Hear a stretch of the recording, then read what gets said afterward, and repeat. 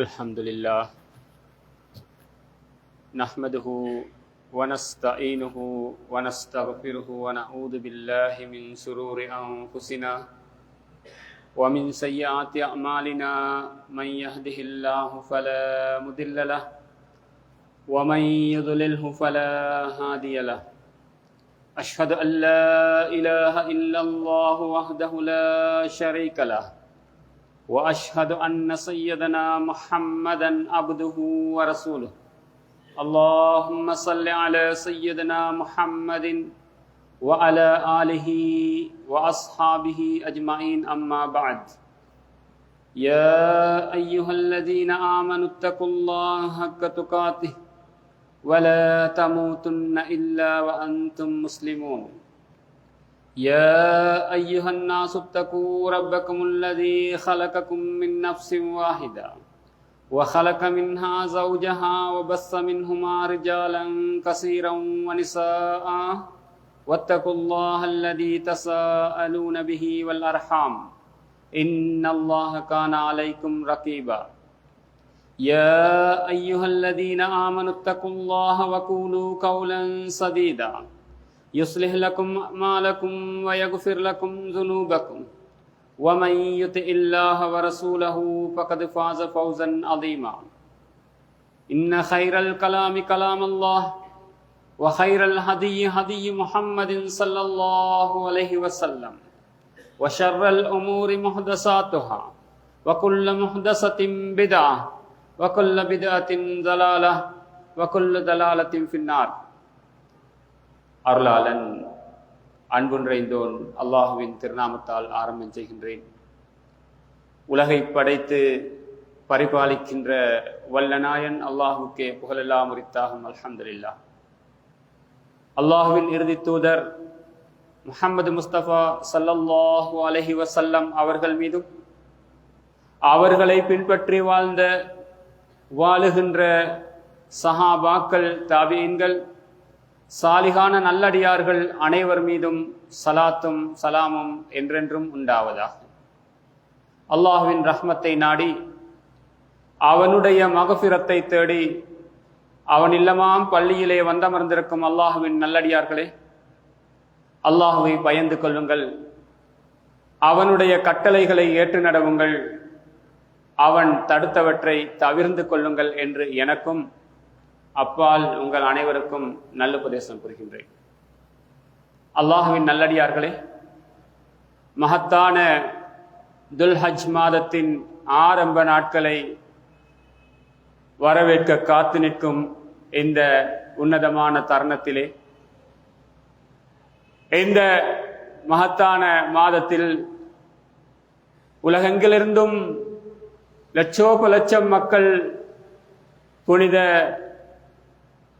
மக்காவை நோக்கி உன்னதமான அந்த ஹஜ் கடமையை நிறைவேற்றுவதற்காக காத்து நிற்கின்ற தருணத்திலே, இந்த மகத்தான நாட்கள் எங்களுக்கு எந்த அளவு நன்மைகளை வாரி வழங்க காத்து நிற்கின்றன, நாம் எந்த அளவு இந்த நாட்களை சரியாக பயன்படுத்திக் கொள்ள வேண்டும் என்பது சம்பந்தமாக எனக்கும் உங்களுக்குமாக சில விடயங்களை நினைவுபடுத்துவதற்கு பொருத்தமாக இருக்கும் என்று கருதுகின்றேன். கண்ணியத்துக்குரிய சகோதரர்களே, நாங்கள் எதிர்பார்த்து காத்து நிற்கின்ற அந்த இஸ்லாமிய மாதங்களின் கடைசி மாதத்தின் ஆரம்ப நாட்கள் அல்லாஹ்வுடைய அருளுக்குரிய நாட்கள். அருள்மறை அல் குர்ஆனிலே சூரா அல் ஃபஜ்ரிலே வல் ஃபஜ்ர் வலயாலின் அஷ்ர் வஷ்ஷஃப்இ வல் வத்ர் என்று அல்லாஹ் தஆலா பல விடயங்களின் மீது சத்தியமிட்டு கூறுகின்ற அந்த விடயங்களை தஃப்சீருடைய உலமாக்கள் நினைவுபடுத்துகின்ற போது வலயாலின் அஷ்ர் 10 இரவுகள் மீது சத்தியமாக என்று அல்லாஹு தஆலா சொல்லுவது துல்ஹஜ் மாதத்துடைய முதலாவது 10 நாட்களின் அந்த இரவுகளை என்று நினைவுபடுத்துகின்றார்கள்.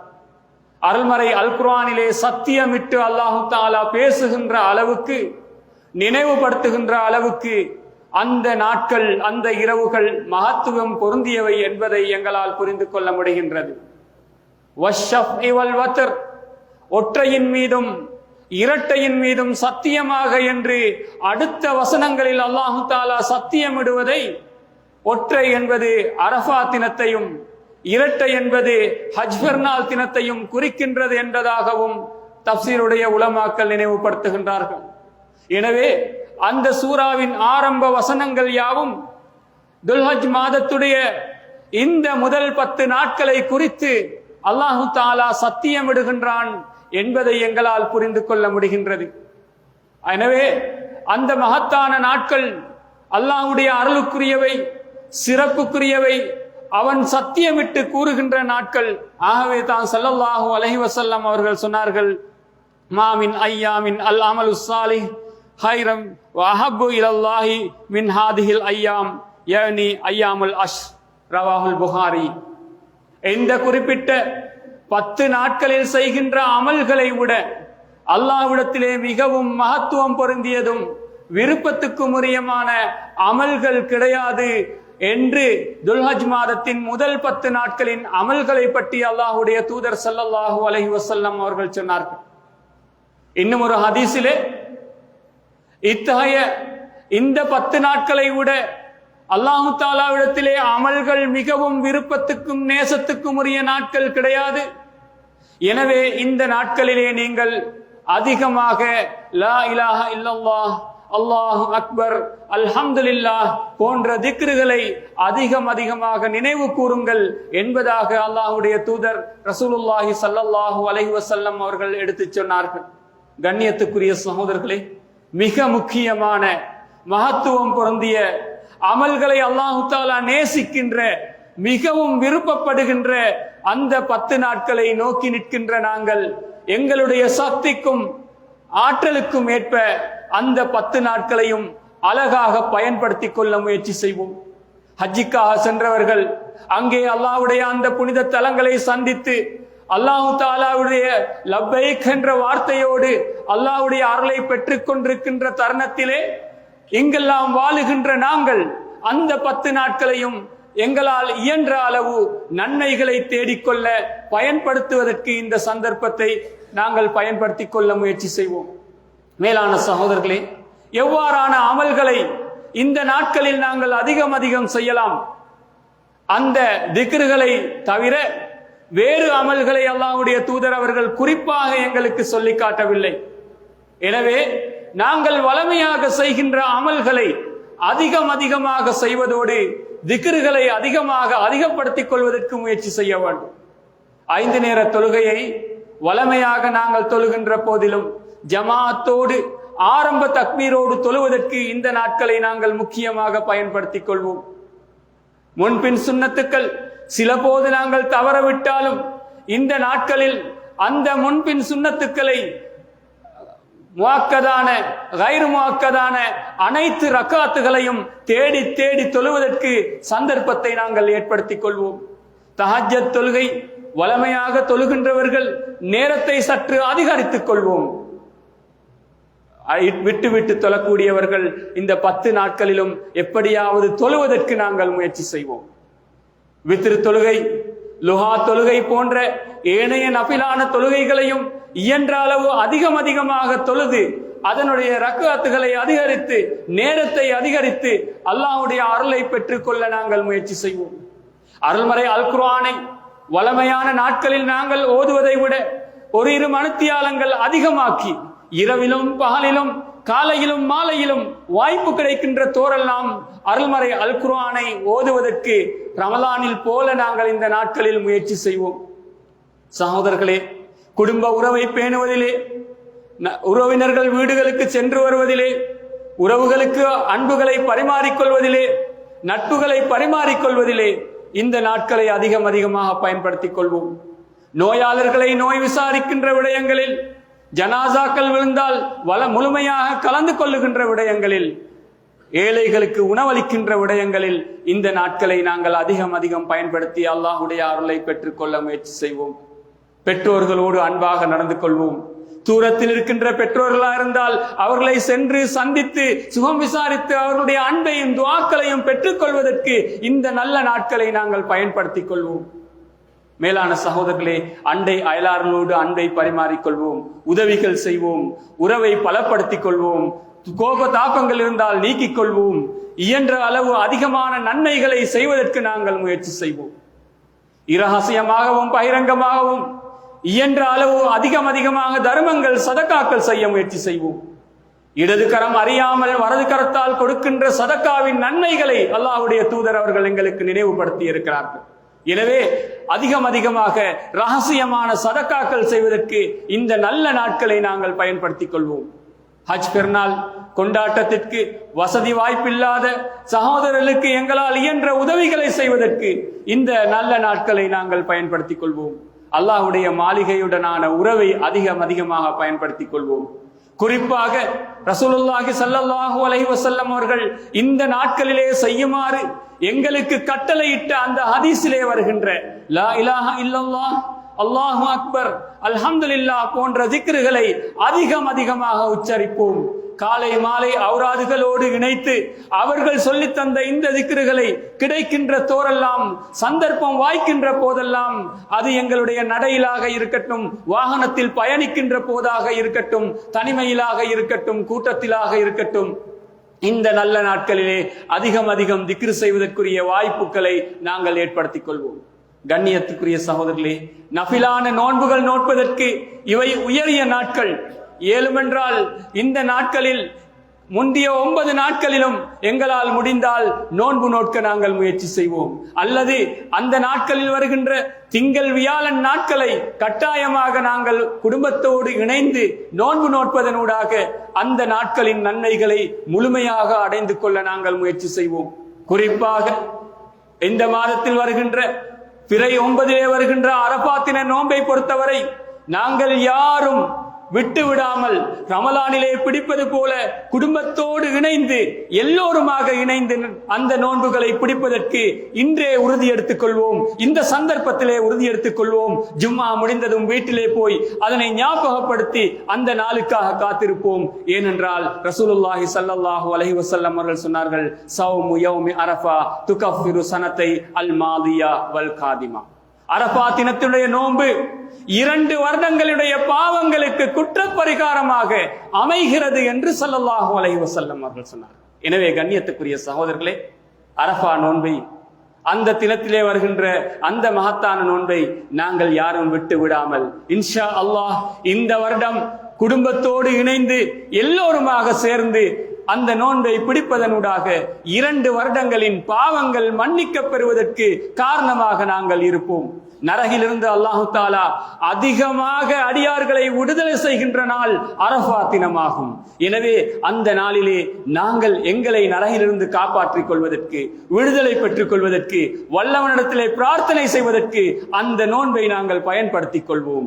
எங்களுடைய உறவுகளில் மரணித்து கபறுகளே வாழுகின்ற பெற்றோர்கள், உறவுகள் எல்லோருக்காகவும் நரக விடுதலைக்காக துஆ செய்வதற்காக அந்த நோன்போடு, நோன்பு திறக்கின்ற நேரத்திலே, சஹர் வைக்கின்ற நேரத்தில் எல்லாம் வல்லவனிடத்திலே கையேந்துவதற்கு அந்த மகத்தான சந்தர்ப்பங்களை நாங்கள் பயன்படுத்திக் கொள்வோம்.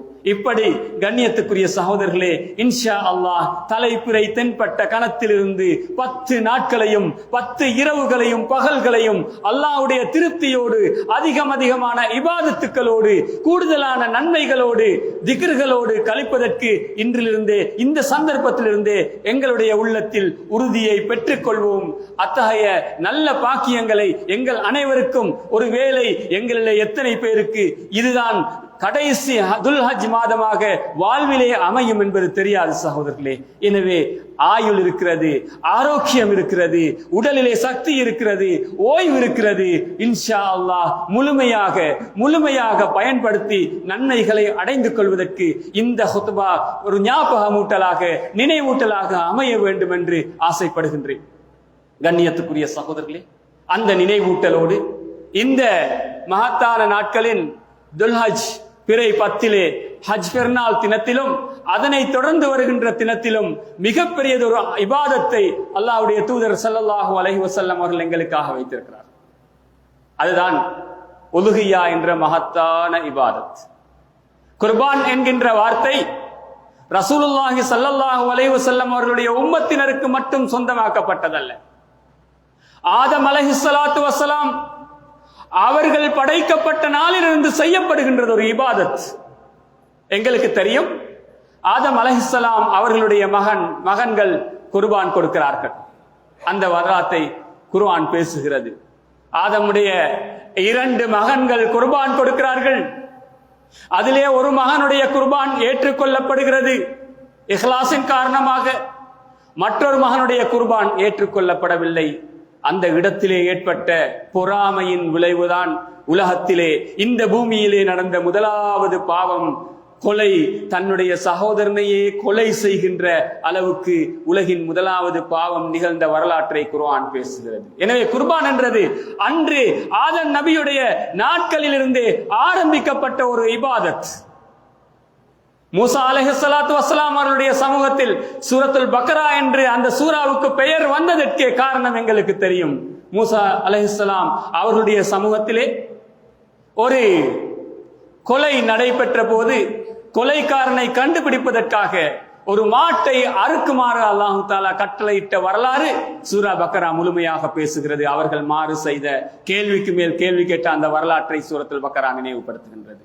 எனவே அங்கெல்லாம் குர்பானி என்கின்ற அறுக்கின்ற அந்த செயற்பாடு அன்றிலிருந்து நடைபெற்று வந்திருக்கிறது. இப்ராஹிம் அலைஹிஸ்ஸலாத்து வஸ்ஸலாம் அவர்கள் கனவிலே கண்ட மகனை அறுத்து பலியிடுகின்ற அந்த தியாகத்தோடு அந்த நாளோடு அது ஒரு உயர்ந்த இபாதத்தாக அல்லாஹு தாலாவால் கட்டளையிடப்பட்டு இன்று வரை அது செயல்படுத்தப்பட்டு வருகிறது. எனவேதான் மிக நன்மைக்குரிய செயலாக ரசூலுல்லாஹி ஸல்லல்லாஹு அலைஹி வஸல்லம் அவர்கள் அந்த இபாதத்தை எங்களுக்கு நினைவுபடுத்தினார். சொன்னார்கள், துல்ஹஜ் பிறை 10 யௌமுன் நஹரிலே ஹஜ் பெருநாள் தினத்திலே நீங்கள் செய்கின்ற இபாதத்துக்களில் உலுஹியாவை விட சிறந்த ஒரு அமல் கிடையாது. ஏனென்றால் அது மறுமையிலே அதனுடைய கொம்புகளோடு எலும்புகளோடு உரோமங்களோடு உங்களுக்கு சாட்சியாக வருகிறது என்று ஸல்லல்லாஹு அலைஹி வஸல்லம் அவர்கள் சொன்னார்கள். உலுஹியாவுடைய அந்த மிருகத்துடைய ஒவ்வொரு உறுப்புகளும் மறுமையிலே சாட்சியாக வர காத்திருக்கிறது. அதனை அறுத்து பலியிட்ட மனிதருக்காக மிகப்பெரியதொரு சாட்சி அது சகோதரர்களே. அதுபோன்று ரசூலுல்லாஹி ஸல்லல்லாஹு அலைஹி வஸல்லம் அவர்கள் உலுஹியாவுடைய மற்றொரு சிறப்பை சொன்னார்கள். அந்த உலுஹியா மிருகத்தை அறுத்து அதனுடைய முதல் சொட்டு ரத்தம் கீழே உழுவதற்கு முன்னால் அல்லாஹு தாலாவிடத்திலே அவருக்குரிய கூலி சென்றடைந்து விடுகிறது. எங்களுக்கு தெரியும், கத்தியை வைத்த மறுகணம் ரத்தம் பீரிட்டு பாய்கிறது. அந்த வேகத்தை விட அவருக்குரிய நன்மை வேகமாக அல்லாஹ்வுடைய ஏட்டிலே பதிவாக்கப்படுகிறது என்று ஸல்லல்லாஹு அலைஹி வஸல்லம் அவர்கள் சொன்னார். அவ்வளவு வேகமாக நன்மை தருகின்ற உயர்ந்த ஒரு இபாதத்தான் எங்களை நோக்கி காத்து நிற்கிறது சகோதரர்களே. சஹாபாக்கள் கேட்கிறார்கள், யா ரசூலல்லாஹ் மா ஹாதிஹில் அலாஹி, இந்த உலுஹியா என்றால் என்ன யா ரசூலல்லாஹ் என்று கேட்டதற்கு ரசூலுல்லாஹி ஸல்லல்லாஹு அலைஹி வஸல்லம் அவர்கள் பதில் சொன்னார்கள், சுன்னத அபீக்கும் இப்ராஹிம், உங்களுடைய தந்தை இப்ராஹிம் அலைஹிஸ்ஸலாத்து வஸ்ஸலாம் அவருடைய வழிகாட்டல் சுன்னா என்று சொன்னார்கள். காலு வமா லனா ஃபீஹா, அதுல எங்களுக்கு என்ன யா ரசூலல்லாஹ் இருக்கிறது? அப்பொழுது ஸல்லல்லாஹு அலைஹி வஸல்லம் அவர்கள் சொன்னார்கள், லிகுல்லி ஷஅரத்தின் ஹஸனா, அதனுடைய ஒவ்வொரு ரோமத்துக்கு பகரமாகவும் நன்மை இருக்கிறது என்று சொன்னார்கள். அதனுடைய ஒவ்வொரு ரோமத்துக்கு பதிலாகவும் நன்மை இருக்கிறது. எங்களுக்கு தெரியும், மனிதர்களுக்கு உடலிலே சில இடங்களிலே முடிகள் உரோமங்கள் வளர்க்கின்றன. ஆனால் கால்நடைகளை பொறுத்தவரை அதனுடைய முழு உடலும் ரோமத்தினால் நிறைந்திருக்கிறது. அந்த ரோமங்களை யாராலும் எண்ணி பார்க்க முடியாது. அந்த அளவு ஒவ்வொரு ரோமத்துக்கு பதிலாகவும் நாங்கள் அறுத்த மிருகத்தின் ரோமங்களின் அளவுக்கு நன்மை கிடைக்கின்ற ஒரு இபாதத்தை தான் நாங்கள் எதிர்நோக்கி காத்து நிற்கிறோம் சகோதரர்களே. ஹஜ்ரத் ஃபாத்திமா ரலியல்லாஹு அன்ஹா அவர்களை பார்த்து ரசூலுல்லாஹி ஸல்லல்லாஹு அலைஹி வஸல்லம் அவர்கள் சொன்னார்கள், யா ஃபாத்திமா கூமி வஷ்ஹதி இலா உலுஹியத்திக், ஃபாத்திமாவே எழுங்கள், உங்களுடைய உலுஹியா நடைபெறுகின்ற இடத்திற்கு செல்லுங்கள், ஏனென்றால் அதனுடைய முதல் சொட்டு ரத்தம் கீழே விழுவதற்கு முன்னால் உங்களுடைய பாவங்கள் மன்னிக்கப்பட்டு விடுகின்றன என்று சொன்னார். உடனே பாத்திமா ரலியல்லாஹு அன்ஹா அவர்கள் கேட்கிறார்கள், யா ரசூலல்லாஹ், இது அஹ்லுல் பைத்துகளான எங்களுக்கு மட்டும் உரிய சிறப்பா அல்லது முழு உம்மத்துக்குமா என்று கேட்டபோது ரசூலுல்லாஹி ஸல்லல்லாஹு அலைஹி வஸல்லம் அவர்கள் சொன்னார்கள், எங்களுக்கும் முழு உம்மத்துக்கும் இந்த நன்மை இருக்கிறது என்று சொன்னார். ஒரு ஹதீஸிலே முதல் சொட்டு ரத்தம் கீழே உள்ள முன்னால் அல்லாஹ்விடத்திலே அந்தஸ்து போகிறது என்றார்கள். இந்த ஹதீஸிலே முதல் சொட்டு ரத்தம் கீழே விழுவதற்கு முன்னால் உங்களுடைய பாவங்கள் மன்னிக்கப்படுகிறது என்று சொன்னார். இவ்வளவெல்லாம் சிறப்புகள், உயர்வுகள், மகத்துவம் நிறைந்த இபாதத்தை பொறுத்தவரை வசதி வாய்ப்புகள் இருந்தும் நிறைவேற்றாத மனிதரை பற்றியும் ஸல்லல்லாஹு அலைஹி வஸல்லம் அவர்கள் சொன்னார்கள். மன் வஜத சஅதன் அன் யுதஹி ஃபலம் யுதஹி ஃபலா யஹ்துர் முஸல்லானா. உங்களிலே யாருக்கு உலுஹியா கொடுக்கின்ற வசதி இருந்தும் அந்த உலுஹியாவை நிறைவேற்றவில்லையோ அவர் எங்களோடு தொழுகைக்கு வந்து சேர வேண்டாம், கலந்து கொள்ள வேண்டாம் என்று ஸல்லல்லாஹு அலைஹி வஸல்லம் அவர்கள் சொல்கிறார். வசதி இருக்கிறது உலுஹியாவை நிறைவேற்றுவதற்கு. அப்படி வசதி இருந்தும் அந்த கடமையை நிறைவேற்றாத மனிதர் எங்களோடு தொழுகையிலே சேர்ந்து கொள்ள வேண்டாம் என்று சொல்வதென்றால் வசதி உள்ளவர்கள் அதனை தவிர்க்க முடியாது. வசதியும் வாய்ப்பும் உள்ளவர்கள் ஏழைகளுக்கு உணவாக அந்த மகத்தான தினத்திலே இப்ராஹிம் நபியின் வழிகாட்டலை சுன்னாவை நினைவுபடுத்துகின்ற அந்த மகத்தான இபாதத்தை தவிர்த்து விட்டு வாழ முடியாது என்பதை இந்த ஹதீஸ் எங்களுக்கு நினைவுபடுத்துகிறது. ஆக கண்ணியத்துக்குரிய சகோதரர்களே, மகத்தான அந்த இபாதத்தை வாய்ப்புள்ளவர்கள் எல்லாரும் செய்வதற்கு தயாராகும். அந்த நினைவூட்டலோடு உலுஹியாவுடைய சில ஒழுங்குமுறைகளை எனக்கும் உங்களுக்குமாக நினைவுபடுத்துவதற்கு இந்த சந்தர்ப்பத்தை பயன்படுத்த விரும்புகின்றேன். கண்ணியத்துக்குரிய சகோதரர்களே, ஆதம் நபி காலம் தொட்டு நடைபெற்று வருகின்ற ஒரு உயர்ந்த இபாதத், இப்ராஹிம் நபியுடைய வரலாற்றோடு பின்னி பிணைந்த உயர்ந்ததொரு இபாதத். முதல் சொட்டு ரத்தம் கீழே விழ முன்னால் அல்லாஹ்விடத்திலே அந்தஸ்து போகின்ற, பாவங்கள் மன்னிக்கப்படுகின்ற உயர்ந்த இபாதத். அதனை உயர்வாக, அழகாக, கச்சிதமாக செய்ய வேண்டும் என்ற விடயத்தில் நாங்கள் கவனமாக இருக்க வேண்டும். ரசூலுல்லாஹி ஸல்லல்லாஹு அலைஹி வஸல்லம் அவர்கள் சொன்னார்கள், இன்னல்லாஹ கதபல் இஹ்சான அலா குல்லி ஷைஇன் ஃபைதா கதல்தும் ஃபஅஹ்சினுல் கித்லா வைதா ஸபஹ்தும் ஃபஅஹ்சினுத் திபஹா. அல்லாஹ் தஆலா எல்லா விடயங்களையும் அழகாக, கச்சிதமாக செய்வதை பரலாக்கி இருக்கிறான். செய்கின்ற அத்தனை செயல்பாடுகளையும் அழகாக செய்வதை, ஒழுங்காக செய்வதை அல்லாஹு தஆலா கடமையாக்கி இருக்கிறார். எங்களுக்கு தெரியும், இபாதத்துக்களில் பெரும்பாலான பரல்களை பற்றி பேசுகின்ற போது அதனுடைய ஒரு பரலாக ஒழுங்காக செய்வதை இமாம்கள் முற்படுத்தி இருக்கிறார்கள். ஷாஃபி மதுஹபிலே உலுவுடைய பரல்கள் 6, அதிலே 5 பரல்கள் தான் செயல்படுகின்ற பரல்கள். 6வது பரல் நாங்கள் பாடமாக்கி இருக்கிறோம், ஒழுங்கு முறைப்படி செய்வது பரல். முதலில் முகத்தை கழுவுவது, அடுத்து கைகளை கழுவுவது, தலையை மசூ செய்வது, இப்படி வரிசையாக ஒழுங்காக செய்வது பரல்களில் ஒன்று.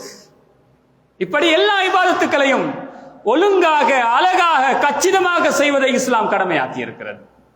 ஸல்லல்லாஹு அலைஹி வஸல்லம் அவர்கள் சொன்னார்கள், கதபல் இஹ்சான அலா குல்லி ஷைஇன். எல்லா விடயங்களிலும் அழகாக, கச்சிதமாக, நேர்த்தியாக செய்வதை அல்லாஹ் தஆலா கடமையாக்கி இருக்கிறான். எந்த அளவுக்கு என்றால், ஃபைதா கதல்தும் ஃபஅஹ்சினுல் கித்லா. நீங்க கொலை செய்யறதாக இருந்தாலும் அழகாக கொலை செய்யுங்க. கொலை செய்யறது எப்படி எங்களுக்கு தெரியும். குற்றவியல் தண்டனைகளிலே ஒரு பகுதி இருக்கிறது. தீங்கிழைக்கக்கூடிய விஷ ஜந்துக்களை கொலை செய்வதற்கு இஸ்லாம் அனுமதிக்கிறது. அப்படியான விஷ ஜந்துக்களை கொல்லுகின்ற போது கூட அவற்றிற்கு அநியாயம் இழைத்து, சித்திரவதை செய்து, கொஞ்சம் கொஞ்சமாக நோவினை செய்து கொலை செய்வதற்கு இஸ்லாம் அனுமதிக்கவில்லை. வேகமாக, அவசரமாக உயிர் பிரியக்கூடிய அளவுக்கு, நோவை அது அனுபவிக்காத அளவுக்கு அழகாக கொலை செய்யுங்கள் என்று வழிகாட்டுகிறது இஸ்லாம். ஃபைதா தபர்தும், நீங்கள் அறுப்பதாக இருந்தாலும் நீங்க அழகாக அறுக்க வேண்டும். அறுக்கிறது எப்படி அழகாக அறுக்கிற? ஸல்லல்லாஹு அலைஹி வஸல்லம் அவர்கள் தொடர்ந்து வழிகாட்டினார்கள், நீங்கள் கத்தியை அழகாக தீட்டிக் கொள்ள வேண்டும். கத்தியை அழகாக தீட்டிக் கொள்ள வேண்டும். ஒரு மிருகத்துக்கு முன்னால் அந்த கத்தியை நீங்கள் தீட்டக்கூடாது, வேகமாக அறுக்க வேண்டும். அறுத்ததன் பின்னால் உயிர் பிரிகின்ற வரைக்கும் நீங்கள் அவசரப்பட்டு உரிக்கக்கூடாது, அது தானாக துடித்து உயிர் பிரிய சந்தர்ப்பம் கொடுக்க வேண்டும் என்றெல்லாம் அறுக்கின்ற ஒழுங்குமுறைகளை ரசூலுல்லாஹி ஸல்லல்லாஹு அலைஹி வஸல்லம் அவர்கள் எங்களுக்கு சொல்லித் தந்தார். உண்மையில் இன்றைய உலுஹியாக்கள் நடைபெறுகின்றன, கடந்த காலங்களை விட அழகாக அதிகமாக நடைபெறுகின்றன. ஆனால் இந்த இஹ்சான் கச்சிதமாக செய்கின்ற செயல் நடைபெறுகிறதா என்று நானும் நீங்களும் சிந்தித்து பார்க்க கடமைப்படுகிறோம். கண்ணியத்துக்குரிய சகோதரர்களே, முதலாவது உலுஹியாவுக்கு பல நாட்களுக்கு முன்னாலேயே அதற்குரிய மிருகங்களை கொண்டு வந்து வியாபாரம் செய்கின்றவர்கள் குறிப்பாக ஒரு இடத்திலே கட்டுவார்கள். பல இடங்களிலே சகோதரர்களே, நான் உங்கள் உரை மையப்படுத்தி பேசவில்லை, பல இடங்களில் அந்த மிருகங்கள் அறுக்கப்படுகின்ற மிருகம் என்பதற்காக வெயிலிலே, கடும் வெயிலிலே கட்டிவிடுகின்ற, ஒழுங்காக உணவு கொடுக்காமல் உணவை சாப்பிடுவதற்கு இடமில்லாத புட்கள் இல்லாத தரைகளிலே கட்டி தண்ணீர் கூட கொடுக்காமல் சிறியதொரு கயிற்றிலே கட்டி வைக்கின்ற காட்சிகள் பல இடங்களிலும் காணுகின்ற சூழல் இருக்கிறது சகோதரர்கள். அவை மிருக வதையாக, கொடுமையாக, மிருகங்களுக்கு செய்கின்ற கொடூரமாக அமையக்கூடியதாக இருக்கின்றது. அது மாற வேண்டும். எங்களுக்கு தெரியும், இங்கிருக்கின்ற வயோதிபர்களுக்கு ஞாபகம் இருக்கும், நாங்கள் சிறிய காலங்களிலே இப்படி இன்று போல பல மாடுகள் ஒவ்வொரு ஊரிலும் அறுக்கப்படுவதில்லை. ஆங்காங்கே ஓரிரண்டு மாடுகள், சில போது ஆடுகள் ஒவ்வொரு ஊரிலும் அறுக்கப்படும். ஆனால் அறுக்கின்றவர்கள் அந்த மிருகத்தை பல நாட்களுக்கு முன்பிருந்தே மிகவும் பக்குவமாக, வேகமாக இழுக்கக்கூட மாட்டார்கள். உலுஹியாவுக்குரிய மிருகம் என்று மிக பக்குவமாக, கண்ணியமாக உணவுகளை கொடுத்து முந்திய நாள் அதனை அழகாக குளிப்பாட்டுவார்கள். நான் மார்க்கம் என்று சொல்லவில்லை, எனக்கு ஞாபகம், சிலர் மஞ்சள் தண்ணி எல்லாம் ஊற்றி குளிப்பாட்டுவார்கள், துப்புரவாக இருக்க வேண்டும் என்பதற்காக. தண்ணீரை கொடுப்பார்கள், அறுப்பதற்கு முன்னால் மிக பக்குவமாக அதற்கு தண்ணீர் கொடுப்பார்கள். இப்படி பக்குவமாகத்தான் அந்த மிருகம் அறுக்கப்பட்ட வரலாறு இருக்கின்றது. ஆனால் இன்றைய உலுஹியாக்கள் ஒரே இடத்திலே பல மாடுகள் அறுக்கப்படுகின்ற இந்த சூழலிலே ஒன்றுக்கு மேலால் ஒன்று, ஒன்றுக்கு முன்னால் ஒன்று, ஒன்றை அறுத்த கத்தியை அடுத்தது தோலிலே துடைக்கிற அளவுக்கு மிக மோசமான கலாச்சாரங்கள் ஆங்காங்கே நடைபெறுகின்றன. மீண்டும் சொல்லுகின்றேன், நான் உங்களுடைய ஊரை குறித்து பேசவில்லை. கண்ணியத்துக்குரிய சகோதரர்களே, அப்படியான அசிங்கங்கள் நடைபெறக்கூடாது என்பதற்காகத்தான் அல்லாஹ்வுடைய தூதரவர்கள் கச்சிதமாக செய்யுங்கள், அழகாக அருங்கள் என்று சொன்னார். எனவே இப்பொழுதிருந்தே அறுக்கிற மிருகம் தானே என்ற உணர்வில்லாமல் அழகாக சாப்பாடுகள் கொடுப்போம், பாதுகாப்பான நிழலான இடத்திலே கட்டி வைப்போம். அவற்றுக்குரிய கண்ணியத்தை நாங்கள் கொடுக்க வேண்டிய தேவை இருக்கிறது. சகோதரர்களே, அறுக்கின்ற அந்த சந்தர்ப்பத்திலே பல மிருகங்களை அறுக்க வேண்டிய கட்டம் வந்தால் தயவு செய்து ஒரு மிருகத்துக்கு முன்னால் அடுத்த மிருகத்தை அறுக்க வேண்டாம். ஒரு மிருகத்தை அறுத்து போட்ட அந்த இரத்தத்திற்கு மேலால் அடுத்த மிருகத்தை அறுக்க வேண்டாம். ஒரு மிருகம் அறுத்து துடித்துக் கொண்டிருக்கின்ற போது அடுத்த மிருகத்தை அந்த இடத்திலே கொண்டு வந்து பிரட்ட வேண்டாம். அவற்றிற்கு உணர்வு இருக்கிறது, உயிர் இருக்கிறது, அது என்ன நடக்கப் போகிறது என்றதை அறிகின்ற ஆற்றல் இருக்கிறது. அறுப்பதற்கு முன்னாலேயே அது வேதனையை அனுபவிக்கிறது. சகோதரர்களே, அந்த சூழலை ஒரு போதும் அனுமதிக்க வேண்டாம். அல்லாஹ்விடத்திலே நன்மைக்கு பகரமாக தீமை வந்து சேரப்போகிறது. மிக கவனமாக, பக்குவமாக நாங்கள் அந்த கடமைகளை செய்ய வேண்டும். அறுத்ததன் பின்னால் சிலர் பல இடங்களிலே குர்பானிகளை பொறுப்பெடுத்துக் கொண்டு அவசரமாக முடிக்க வேண்டும் என்பதற்காக அறுத்து போட்டு துடிச்சுக் கொண்டிருக்கிற நேரமே உரிக்க ஆரம்பிக்கின்றவர்கள் இந்த உலகத்தில் இருக்கிறார். அப்படியான செயல்களை தயவு செய்து அனுமதிக்க வேண்டாம், அதற்கு சான்ஸ் கொடுக்கவே வேண்டாம். அப்படி இஸ்லாம் எங்களுக்கு அனுமதிக்கவில்லை. மிக அழகாக கச்சிதமாக செய்வதற்கு எங்களுக்கு வழிகாட்டி இருக்கிறது. சகோதரர்களே, அடுத்ததற்கு பிறகு அதனுடைய இறைச்சிகளை பங்கிடுகின்ற போதும் எங்களுடைய ஒழுக்கங்கள் பேணப்பட வேண்டும்.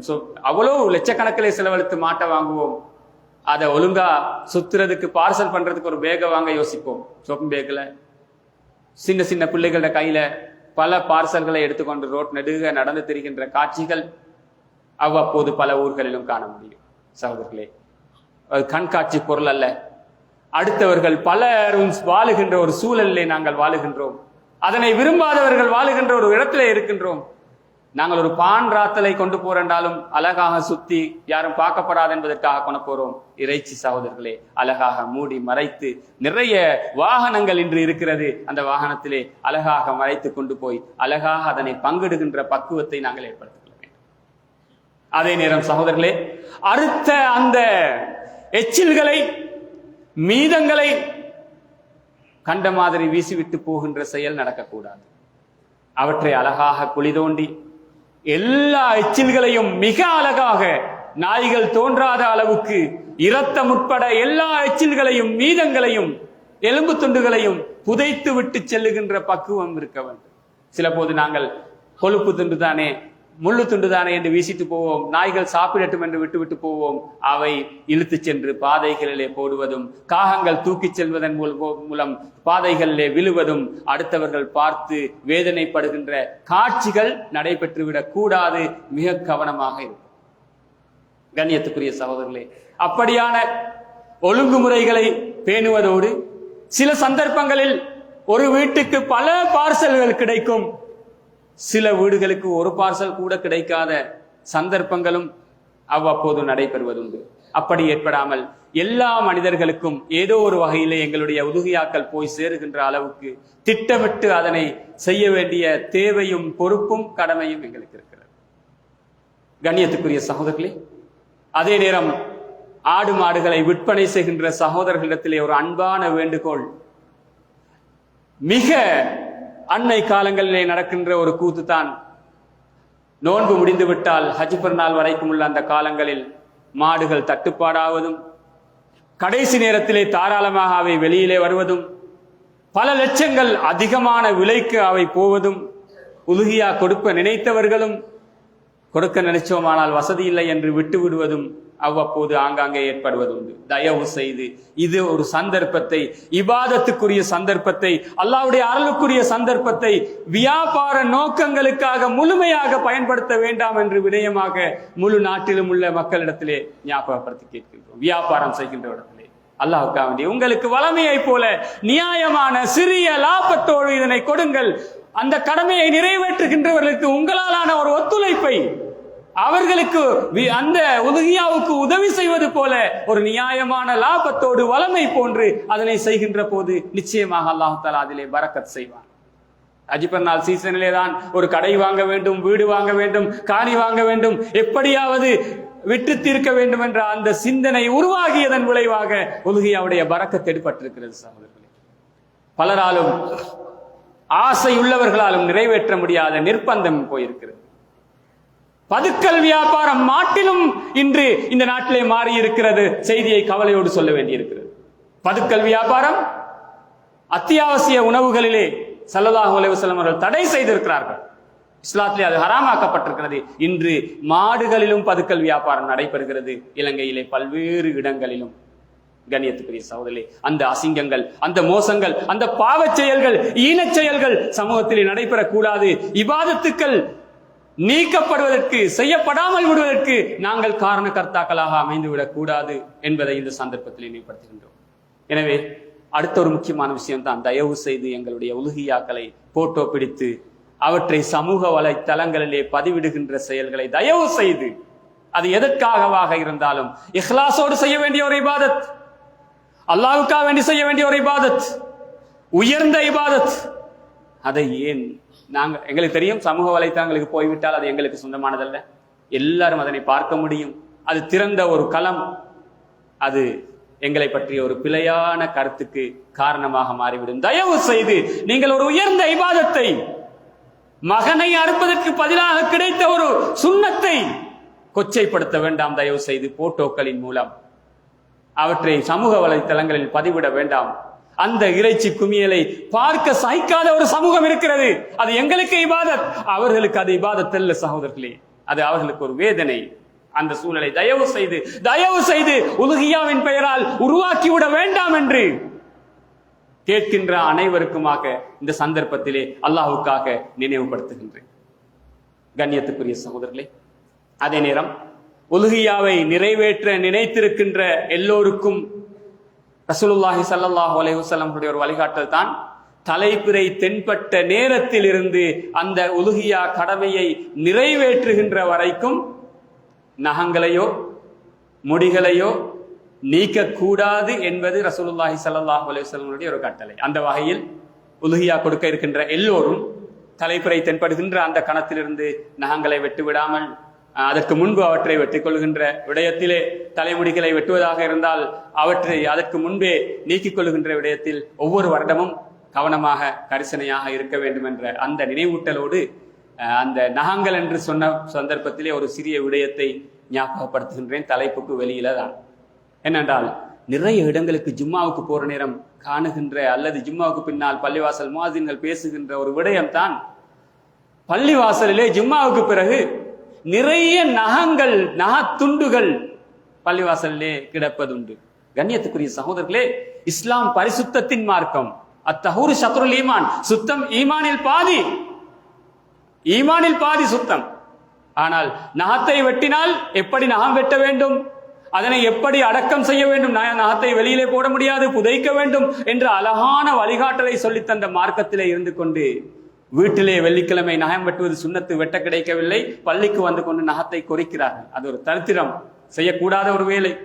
நகத்தை கடித்து சில போது கால் பெருவரங்களின் நகங்கூட பள்ளிவாசல்களை இருந்திருக்கின்றன. சகோதரர்களே, அந்த அசிங்கமான செயல்பாடுகள் தயவு செய்து இப்படியான அழகான பெருமதிமிக்க இடங்களிலே அல்லாஹ்வுடைய மாளிகையிலே இருக்கக்கூடாது என்பதை எனக்கும் உங்களுக்குமாக இந்த சந்தர்ப்பத்தில் அந்த நகம் என்ற ஞாபகம் வந்த போது தலைப்புக்கு வெளியிலாக இருந்தாலும் நினைவுபடுத்துகின்றேன். பள்ளிவாசலின் தூய்மை பேணுவோம், பள்ளிவாசலில் மிக பக்குவமாக நடந்து கொள்வோம். எங்களால் எந்த சந்தர்ப்பத்திலும் அந்த செயல்களில் ஈடுபடாமல் நாங்கள் பாதுகாத்துக் கொள்வோம். ஹஜ் பெருநாள் தினம் முன்னால் வருகிறது. அந்த தினத்திலும் நாங்கள் நல்ல விதமாக குடும்ப உறவுகளை பேணுகின்ற, குடும்ப உறவுகளின் கபர்களை ஜியாரத் செய்கின்ற, ஒற்றுமைக்கு வழிகாட்டலாக இருக்கின்ற, எல்லோரும் ஒருவரை ஒருவர் அன்பை பரிமாறிக்கொள்ளுகின்ற, பகையை நீக்குகின்ற, முசாபஹா மானக்கா செய்கின்ற அந்த நல்ல பணிகளில் ஈடுபடுவதோடு பள்ளிவாசலின் ஊழியர்களையும் அந்த நல்ல பெருநாள் தினத்தில் கண்ணியமாக கவனிக்குமாறு மிக வினயமாக ஞாபகமூட்டுகின்றேன். அல்லாஹ்வுக்கு சுப்ஹானஹு வ தஆலா மகத்தான இந்த 10 நாட்களிலும் அனைத்து அமல்களையும் திறம்பட முழுமையாக செய்து எல்லா நன்மைகளையும் பெற்றுக்கொள்ள எங்களுக்கு அருள் புரிவானாக. யா அல்லாஹ், எங்களுடைய பாவங்களை மன்னிப்பாயாக, எங்கள் பெற்றோர்களுடைய பாவங்களை மன்னிப்பாயாக, எங்கள் ஆசிரியர்களுடைய பாவங்களை மன்னிப்பாயாக. யா அல்லாஹ், வருகின்ற அந்த மகத்தான நாட்களின் அனைத்து நன்மைகளையும் அடைந்து கொள்ள எங்களுக்கு கிருபை செய்வாயாக. யா அல்லாஹ், எங்கள் ஊர்களிலிருந்து யாரெல்லாம் ஹஜ் கடமையை நிறைவேற்ற சென்றார்களோ அழகாக, பக்குவமாக, முழுமையாக அதனை நிறைவேற்றிக் கொள்கின்ற வாய்ப்பை அவர்களுக்கு கொடுப்பாயாக. எங்களுக்காகவும் துஆ செய்வதற்கு அவர்களுக்கு நினைவுகளை கொடுப்பாயாக. அவர்களுடைய ஹஜ்களை முழுமையாக கபூல் செய்வாயாக. அதன் மூலம் எங்களுடைய ஊருக்கும் பரக்கத் செய்வாயாக. யா அல்லாஹ், உலுஹியாவை நிறைவேற்ற நியத்து வைத்திருப்பவர்களுக்கு அவற்றை அழகாக நிறைவேற்றிக் கொள்வதற்கு உதவி செய்வாயாக. யா அல்லாஹ், பலஸ்தீன் மண்ணிலே கஷ்டப்படுகின்ற, வேதனைப்படுகின்ற, அநியாயம் இழைக்கப்படுகின்ற ஈமானிய நெஞ்சங்களுக்கு நீ அருள் புரிவாயாக. அவருடைய துயரங்களை நீக்குவாயாக, அவருடைய வேதனைகளை நீக்குவாயாக.